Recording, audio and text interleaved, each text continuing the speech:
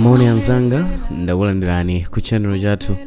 Lero tili ndi nkhani yomwe ikukambidwa kwambiri mdziko lino la Malawi. Nkhani yokhuza kugulidwa kwa hotelo yotchuka ya Amaryllis hotel yomwe ili mu mzinda wa Blantyre. Hotelo imeneyi akuti iyagulidwa ndi bungwe la pension la boma lotchedwa Public Service Pension Fund Trust pa ndalama zokwana 128 billion 0.75.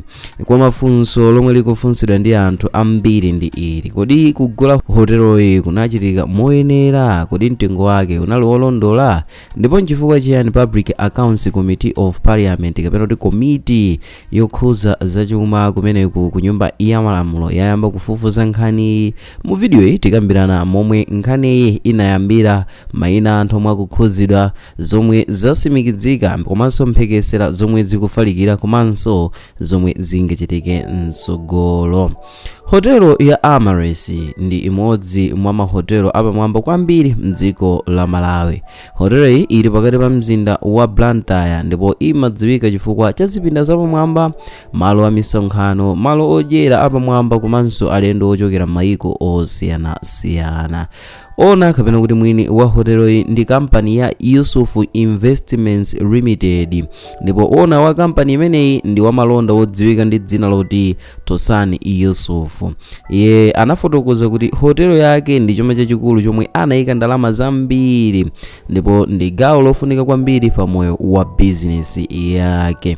So hotelo imeneyi kuti yagulidwano ndi bungwe la Public Service Pension Fund Trust, bungwe lomwe limasamalira ndalama za pension za ogwira ntchito kuno ku Malawi.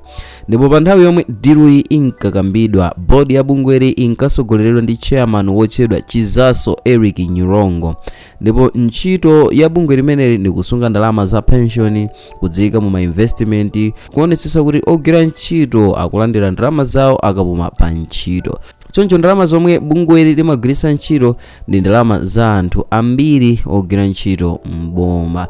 So mu chaka cha 2022 Public Service Pension Fund Trust linakhazikitsa ndondomeko yatsopano imene inali yokhuza investment, ndipo cholinga chake chinali kulowa mu business ya tourism and hospitality. Nkhani yayikulu amafuna achite invest kapena kuti kusamalira ndalama mu njira yozichulukitsa atalowa nawo magawo a zokopa alendo. Ndipo m'malo mwake bungwe limene linaganiza zogula mahotelo, ndipo imodzi mwa mahotelo omwe anaganizira kuti agulidwe inali imodzi yotchedwa imeneyi Amaryllis Hotel. Ndipo ona wa hotelo iyi amene ndi Tosani Yusuf anayambano kukambirana ndi bungwe limeneli, ndipo mtengo wawo yamba unali 185 billion Malawi kwacha, komano mu nthawi bungwe linakwanisa kupereka ndalama zokwana 110 billion kwacha. Kenako panayambanso kuchitika mkambirano mkati mwa ndalama zimene zidaperekedwa kale. Magulu awiriwa adayamba kukhala pansi kufikira pameneno adafika mapeto pa zonse, komano mtengo oyamba ndipo mitengoyi inasintha ndithu kangapo kuchokera pa 185 billion ya mwini wake ankapemphanso kuti chabwino anthu amupatse 160 billion.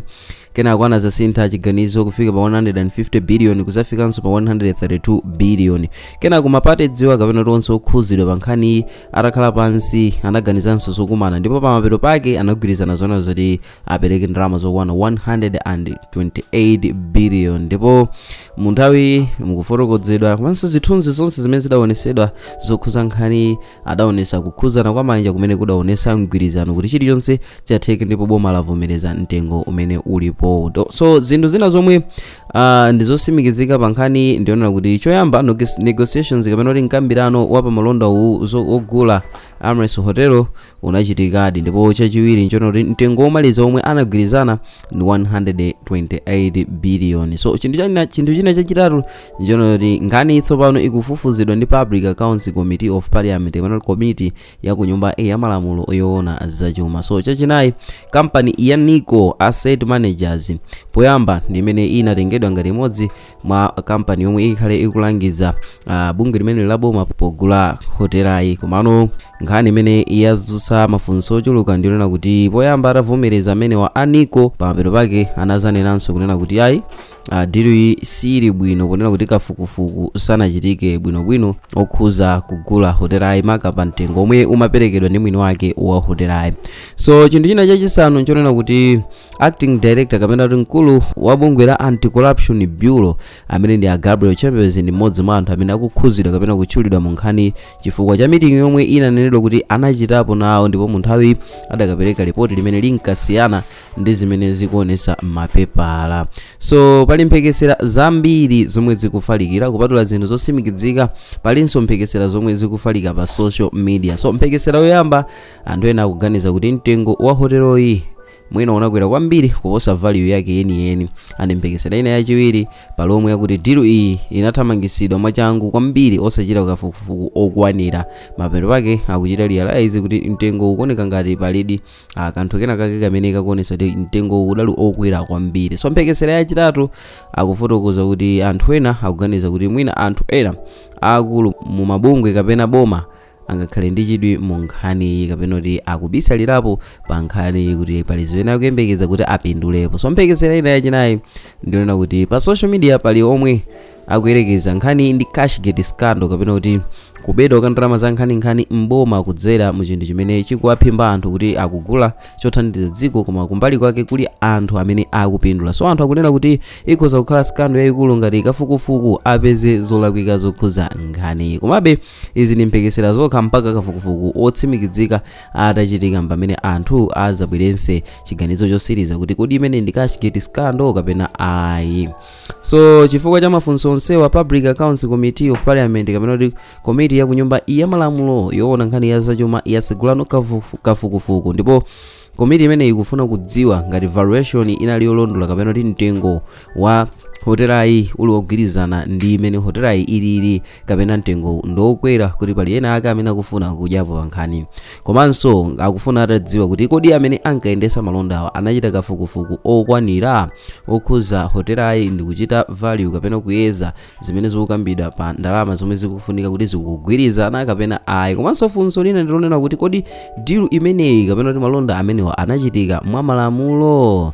So president wa dziko lino amene ndi Professor Afapera Muthalika posachedapa nawonso anenapo kunena kuti nkhani ikuyenera kuti ifufuzidwe bwino ndipo pakhale transparency and accountability. Ndipo chinthu chosimikizika chimene ayankhula nchonena kuti sayikira kumbuyo aliyense amene akhuzidwe mu nkhani kaya kugwira naye ntchito limodzi amupereka ndithu ku malamulo kuti malamulo agwire ntchito paiye. So nkhani mukayionesesa ndi imodzi mwa nkhani zikuluzikulu zimene anthu ali nawo chidwi kwambiri kuti amve chenicheni chomwe chikuchitika ndi chani. Musayiwale kuti tukamba kunena kuti ndalama zimene zikugwiritsidwa ntchito kugulira hotelayi ndi ndalama za anthu omwe amalandira akapuma pa ntchito mboma.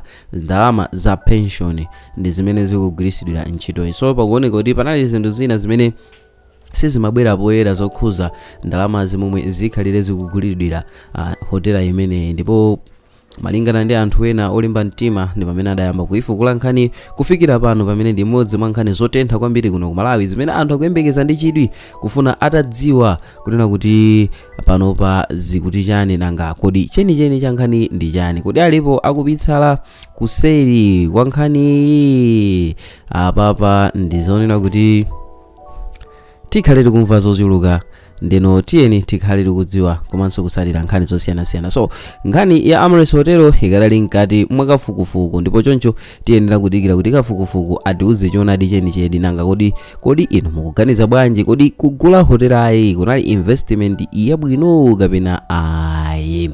So limene lili limodzi mwa mafunso akulu ndithu amene tingafunsane amenenso enu ake fe tingazifunse kunena kuti kodi pamene papa tinene kuti nkhani inali yolondola kugula hotelayi.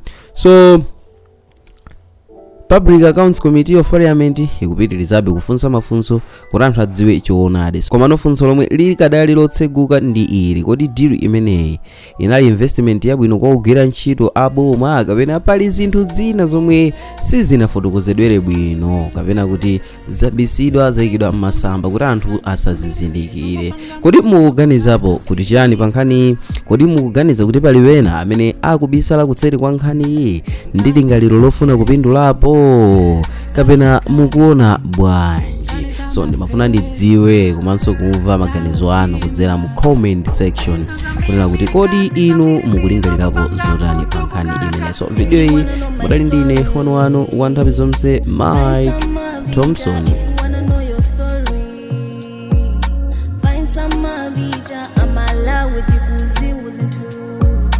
Through some vida